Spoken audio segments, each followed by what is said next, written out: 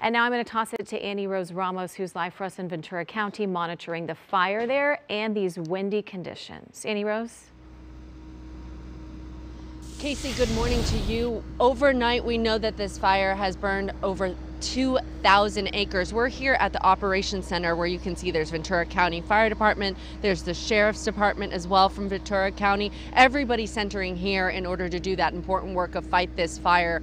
We know that this is a fire that has been driven by wind, and to speak more about it, I want to bring in Captain McGrath with the Ventura County Fire Department. Good morning, sir. Good morning. Thank you for joining us. Tell us a little bit about where this fire stands. Right now, the fire did make a little push last night. The acreage is was 2,400 acres, but it did make a little push after we took that final flight. So a few hundred more acres. We're going to find out once we get our aircraft up in the air. So we know, and we have some images of this fire from last night, that this is a fire that you guys have been fighting both on the ground and in the air. We know that you had some night goggles in order to allow that you could fight it overnight. Talk a little bit more about what you have been doing. Yeah, during the evening, luckily the winds did subside a little bit, so our helicopters and pilots were able to get a little bit of a break.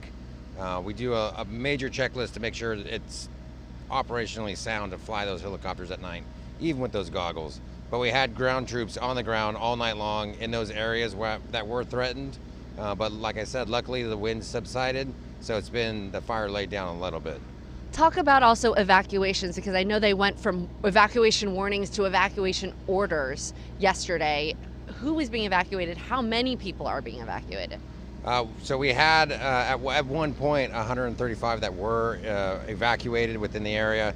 Some of those warnings were updated to an order, and they're still at that order point right now because we wanted the sun to get on this fire and be able to get some good eyes and the aircraft back up so we can get a good picture of what the fire's doing.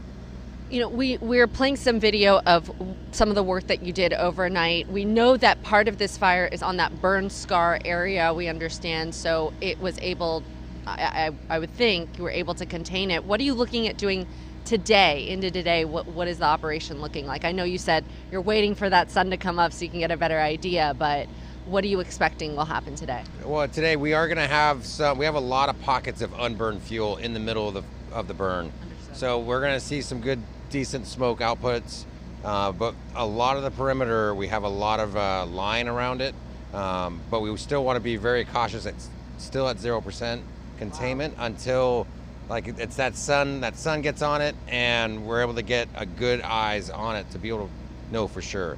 Now, however, I do want the community to know that we're here and the fire has laid down quite a bit, and with the current weather expected for the day, we are very positive on the amount of work we're going to be able to get done and get this fire out really quick. Optimistic. That's good note to end on, that you'll make some headway today, even though that fire remains 0% contained. We wish you the best of luck along with your firefighters. Thank you so much, Captain. Until now, we'll send it back to you guys in the studio.